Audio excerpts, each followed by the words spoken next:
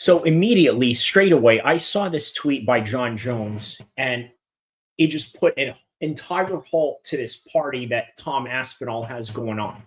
Now, over the years, every time there is a dominant champion, whether that was Anderson Silva, whether that was GSP, or whether that was even GSP or BJ Penn at his prime, everyone always asks, well, who is the next guy that's going to topple this guy? All of a sudden, Anderson Silva gets toppled by none other than Chris Weidman. After that, everybody is asking who is the next guy that's going to topple Chris Weidman. And who is it? It's none other than Luke Rockhold, short-lived.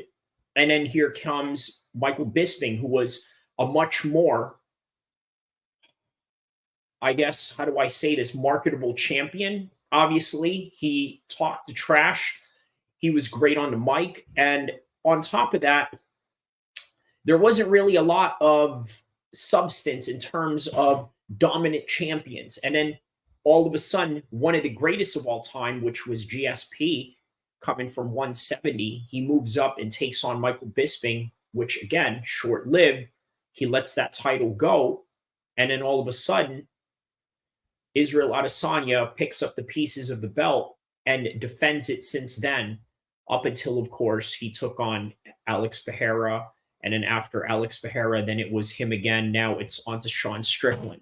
So there's always some guy. But we're talking about the heavyweight division, right? Now, John Jones is the man right now, but unproven as a heavyweight.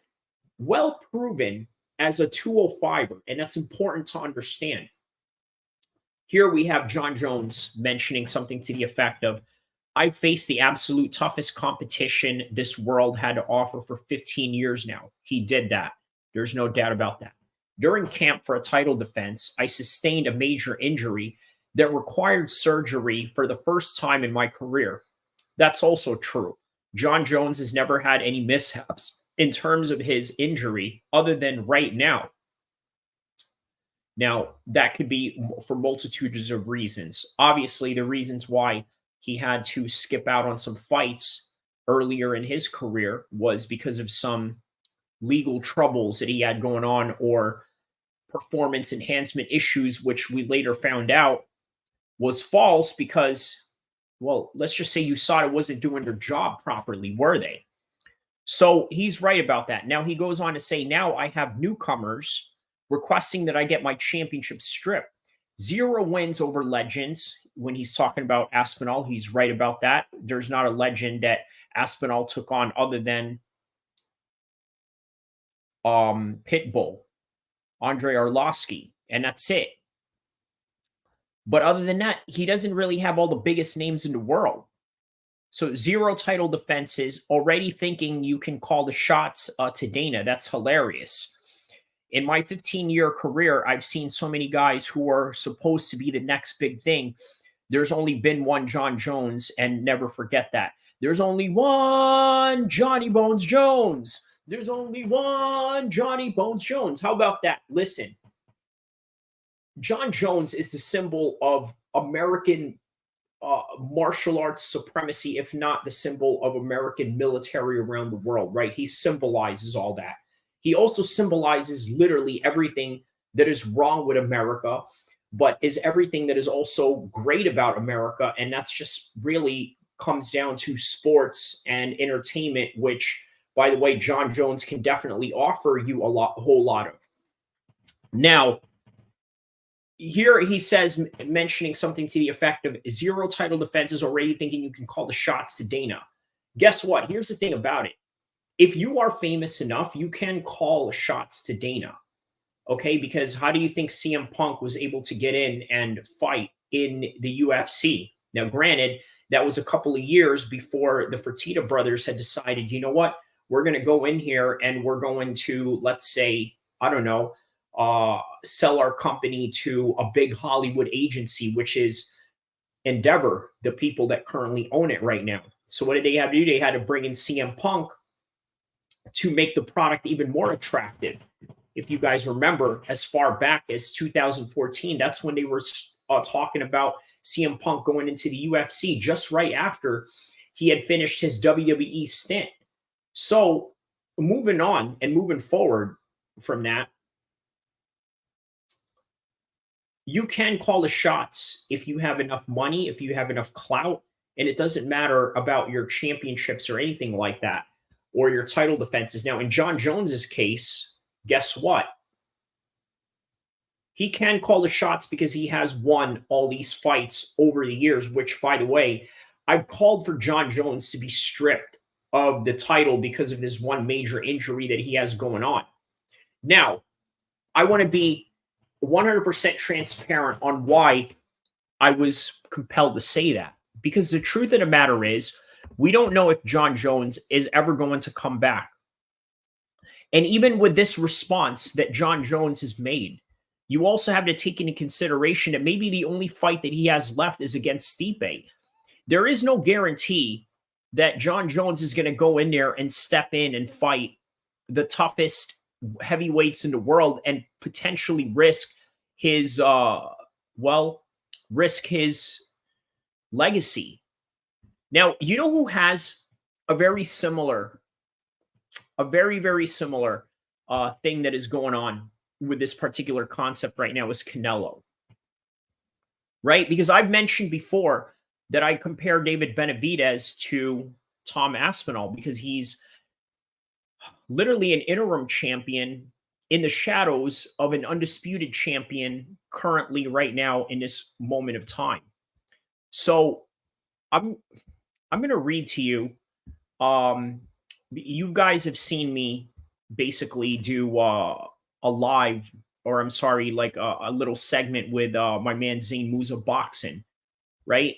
I'm going to read to you what he said on his social media today to sort of put things in perspective, right? And this kind of correlates with Canelo and with Tom Aspinall and the situation they have going on with David Benavidez, meaning that I'm comparing John Jones to Canelo. And I'm going to tell you why. I'm going to read to you what my man Zane here wrote not too long ago, which was today.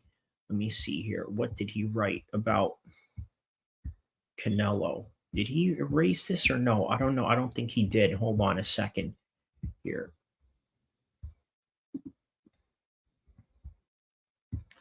Okay, so I seem to have a trouble finding it. But what I can say about the comments that he had mentioned was something to the effect where, okay, he said something to the effect where, okay, right here. Let me read to you the whole thing that he wrote. So I'm just going to drop my two-piece on the Canelo versus David Benavidez situation. Canelo Alvarez has achieved a lot in his career and has been on top and made the most money and has become one of the highest earning boxers in the last decade, and he's 33.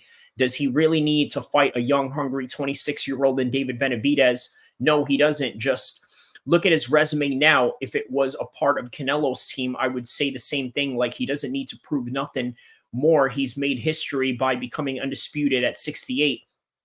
It's a dangerous fight. Yeah, similar to Tom Aspinall being a dangerous fight for John Jones. Even if he beats Benavidez, people would still say he was better than him in the first place. Wow, sounds very familiar, Zane, because guess what? John Jones was to double leg Tom Aspinall to the ground and elbow his head in and cave his head in and knock him out in that first round. This is literally the same thing that they would be saying.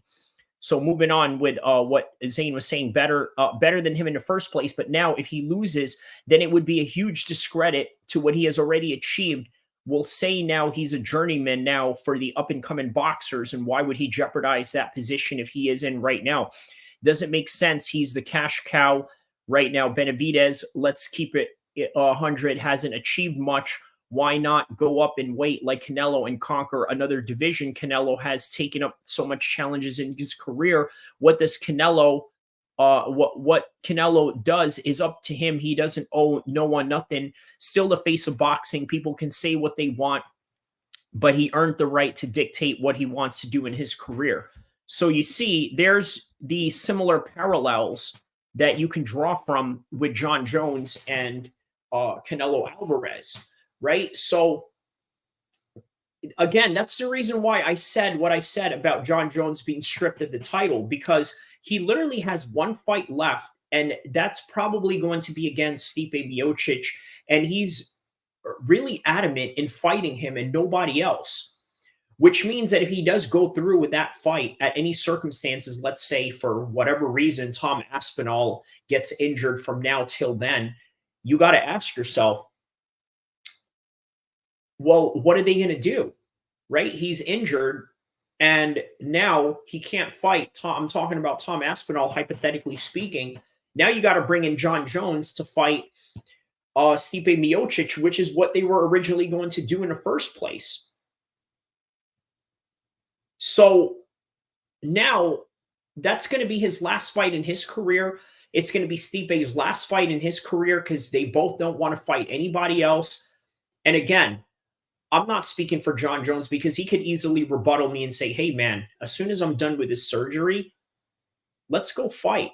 Let's get Tom Aspinall and fight because I want to prove to the world that I can beat this hype of an Englishman. Because guess what?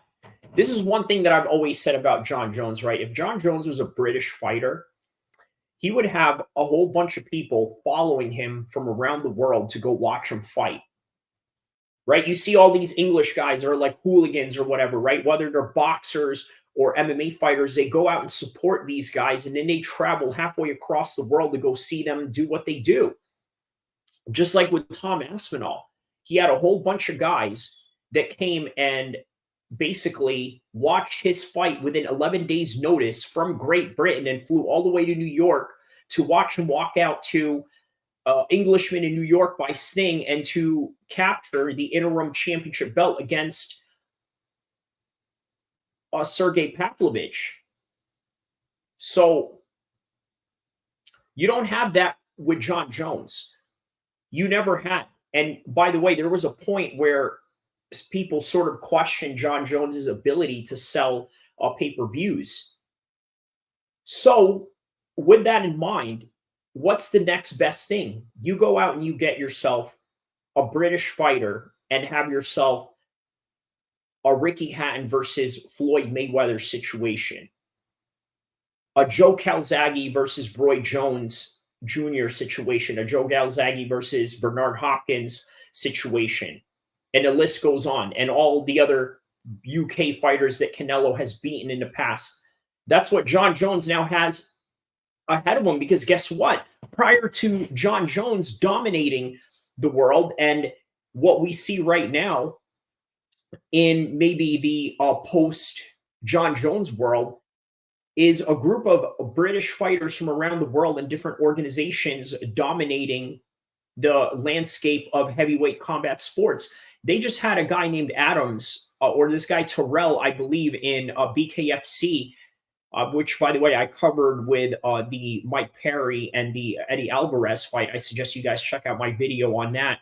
It was attached with the Ian Gary, contributed to the lost custody of Neil Magny's children video that I did. I urge you guys to check that out. But in that event, yeah, obviously there was a heavyweight fight in the BKFC, and the heavyweight champion now with BKFC, I believe, is from the UK. So there you go. There's another champion that they have in their ranks. You got Tom Aspinall. Then you have Tyson Fury.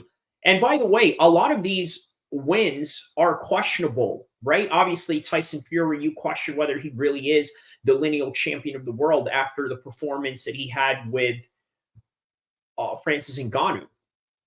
Okay, a lot of people arguably say that Francis Ngannou won that fight. Same thing with Aspinall. They're saying that, well, he's not really the champion because he never really beat the man. He beat a guy that, yes, was scary to everyone, but in reality, it was really a title eliminator fight. Nonetheless, impressive for what it is because of how Tom marketed his exuberance, and not only that, his excitement for actually winning this title. And not only that, it was a great job on TNT Sports and BT Sport to capture the before and after of that whole situation. They had Nick, Pete, and Adam Cattrall with the little reaction that they had after Tom got the knockout, right? And how happy they look, which, by the way, many British people that were watching that sort of could relate to that feeling for Tom Aspinall when he won. But nonetheless, the reality is that's what John Jones has waiting in the wings for him, a potential clash with a British champion that is now considered to be the future. But again, we don't know because of the fact that he wants to fight Stipe Miocic, and he feels that that's going to be the last fight of his career. He wants that in his resume. Stipe says the same thing, and people are already rushing to get John Jones out of there, get him out of the picture, because let's face it, what if Tom Aspinall really can't beat John Jones? That's a reality that a lot of people don't want to swallow for one reason or another. So either way, a couple of things. I urge you guys to take a look at the video that I did with why I felt John Jones needed to be stripped, but also check out a couple of new videos that I had. Ian Gary caused Magny to lose his kids to custody, and my coverage with the Arman Sarukian and Beneil Dariush fight, along with the BKFC fight that I covered with Eddie Alvarez and Mike Perry. So check that out. And right now, this is really all that I have for John Jones and Tom Aspinall in this situation. I just thought I'd come here for a quick live to sort of share this with you, because John Jones has been silent all throughout this time with his injury, not saying much, letting Tom have his shine. But at the same time, I think this is very common when you have a dominating champion. And not only a dominating champion, you now have a new guy on the block that's fresh, that's new, and you want to see what type of horizons he will uncover. Just like with Conor McGregor. And this is the best way to segue this into the end. When Conor McGregor took on Jose Aldo, by the way, in the same era that John Jones was also an undisputed champion, a dominant champion at that. He shared that same era with him, along with George St. Pierre, along with Anderson Silva. And in the midst of that, there were a whole bunch of changes in the 155 division, but GSP was there maintaining everything. So it was an era of absolute maintenance in title defenses. And then in came Conor McGregor to spoil that party for Jose Aldo. So now, when that was over and Jose Aldo got knocked out in 13 seconds, we didn't even want to give him a title shot, even after all of his years of dominance. We didn't want to give him a shot. Why? Because we wanted to see what new horizons Conor McGregor was going to take this sport. And that's sort of what we're looking for out of Tom Aspinall right now. We've seen it all with John Jones, the big names. The names that are pay-per-view stars, the names that are former champions, the names that were former champions from across different organizations. And now we've seen John Jones win in multiple weight classes. So now we want to see something new, something fresh with Tom Aspinall, a guy who, by the way, might be willing to take on an entire new generation in which John Jones is just really sick and tired of. And what I mean sick and tired of, I mean that, let's be honest, the guy looks a little bit slower as he got older. We all do. That's what happens. He still has that man strength, so you don't know how far that's going to take him. But then you also got to think Tom is a real legit heavyweight, which means that he can cause serious problems for John Jones in ways that would make John Jones think twice about stepping in there. So that's all I have for this live. Don't forget to like and subscribe. I hope you guys enjoyed this short live that I did. Wanted to come in here and basically lay this one on you, because it's not something that a lot of people have really covered, or something that a lot of people have really looked into or really responded. Maybe they haven't. I just haven't noticed, but I figured I'd come in here and do one of my own. By the way, don't forget to like and subscribe, and I will see you guys once again, maybe sooner than you think, inshallah.